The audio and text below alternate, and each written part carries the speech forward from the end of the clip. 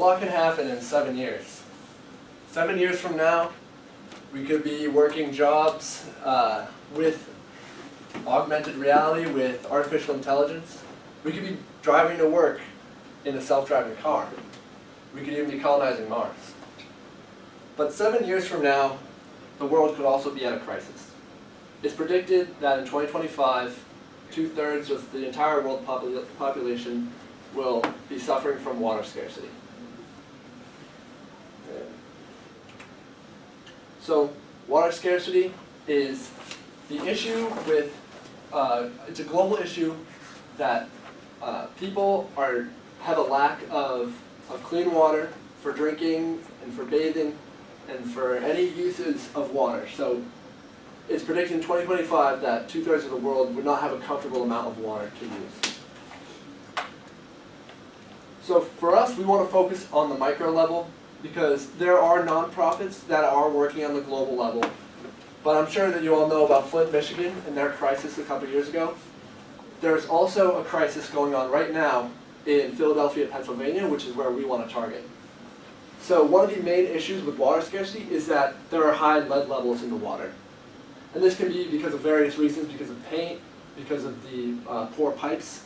So the national percentage of children that are suffering from high lead levels is about 2.5.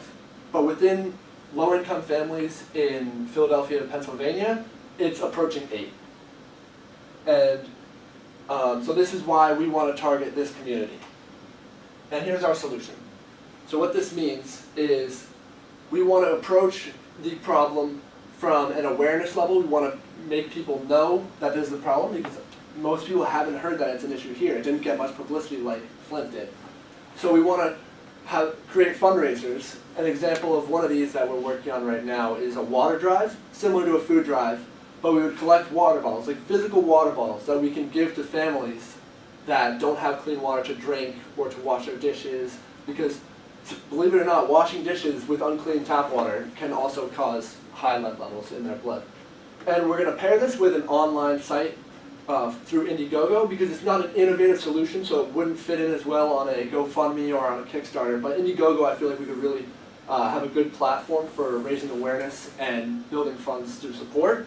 And through this, we will move on to use those funds to bring physical water to families in Philadelphia, bring physical filters so that they can have clean water from their taps, while we build our base, our platform, to eventually get to building infrastructure paired through their governments. So we want to work with the Philadelphia government and see what we can do for getting better pipelines and getting better clean water going into their facilities. So here's our mapping out of this year of what it would look like. So we want to give ourselves a good base so that we can hold good fundraisers, hold good events, and gain credibility. We would do this through our personal investments, through any funds that we obtain from this competition and other competitions, and then from our friends and family that we're going to reach out to and we have been talking to. And we're going to move forward on that because we'll need money for transportation costs, transporting all of our water to Philadelphia, holding events, any purchases of water that we make that's not donated, filters, anything like this. And eventually we are looking ahead to down the line becoming a nonprofit after we've really built ourselves and become credible. And so I just want to say here is what we are. We are not an innovative solution. We're not a product-based company. We're a service-based company that is specific to an area that does not have publicity. It's not targeted. People don't realize that this is a crisis. So first of all, it is crucial that we raise awareness for this problem. People know that water scarcity is a problem. People are donating to causes that are helping overseas, and they're making great progress. But people don't realize that in our own backyard, there are families suffering. There are negative repercussions among the children that are being raised there. And so what we want to do as H2All is we want to bring awareness and bring an emergency solution to this crisis before it truly becomes one. Thank you. Good job, guys. All right. All right, so I want to talk about the solution a little bit more? So Sure. you said it's service-based, so the first part you said is getting the word out there.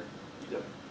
And then after that, trying to raise some money, and then bring in filters and that sort of thing. Can you talk about that a little bit more? Yeah, so what it would look like is, so essentially, we want to give physical water to families so that they can have a stock of clean water. So say at our water drive, somebody donates a case of waters. Where that would go, essentially we would bring all of our cases, bring all of our waters, and transport it to the communities. It's mostly inner city communities that can't really, like, they don't know that their tap water is causing these issues because they don't require lead level testing for the physical examinations. It's not a required thing. So they don't realize until it's too late and they're realizing the repercussions. So that's one of the reasons why we need to have awareness for this. Yep. But where, like, what we'd actually be solving is an emergency solution so that they have clean water to drink from instead of just using their tap. And we have filters that we can give out so that